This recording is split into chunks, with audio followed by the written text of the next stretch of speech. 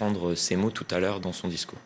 Florian Silnicki, est-ce que ce ton très virulent n'est pas aussi justifié peut-être par cette situation délicate dans laquelle se trouve maintenant le Rassemblement national avec ce qui se passe en Europe? On sait que le grand allié de Marine Le Pen, Matteo Salvini, a quitté le gouvernement. Il y a le Brexit, il y a le discrédit du FPO en Autriche. L'année 2019-2020 s'annonce un peu plus compliquée que ce qu'elle avait prévu. Vous avez raison de rappeler que cette pré-rentrée du Rassemblement national et de Marine Le Pen, elle s'inscrit d'abord dans un contexte international de chamboulement des populistes qui n'ont pas su faire leurs preuves et qui n'ont pas su gagner le procès en illégitimité ou en crédibilité manquante qui auraient pu faire leur succès sur le long terme et les inscrire comme des forces politiques à long terme. Ici, Marine Le Pen, elle commet une erreur d'analyse stratégique fondamentale à mes yeux. Elle a misé sur le fait qu'elle était en capacité d'être un attrape-tout des colères politiques et notamment des colères qui se sont exprimées contre Emmanuel Macron et qui ont éloigné des urnes une partie des Français.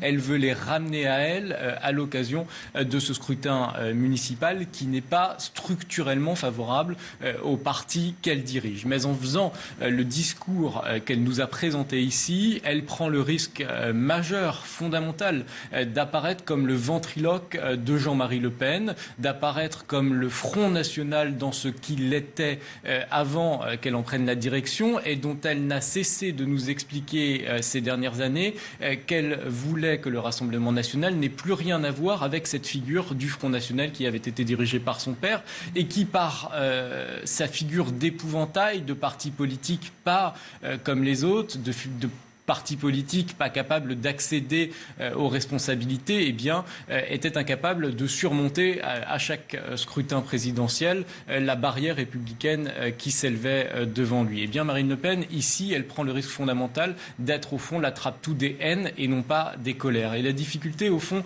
lorsque vous faites ce pari, c'est que vous hystérisez ces haines, mais que vous n'êtes jamais en capacité, et l'histoire nous l'a montré, de les ramener à vous.